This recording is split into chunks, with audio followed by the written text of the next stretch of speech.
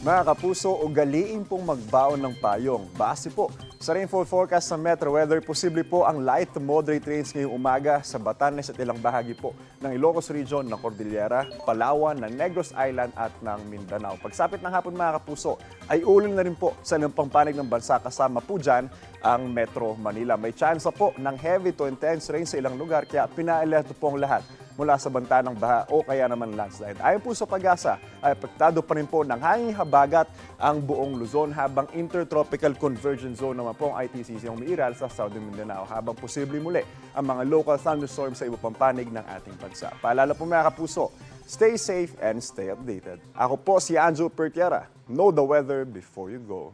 Para mag-safe lagi, mga kapuso. Igan, mauna ka sa mga balita, mag-subscribe na sa GMA Integrated News sa YouTube para sa iba't ibang ulat sa ating bansa.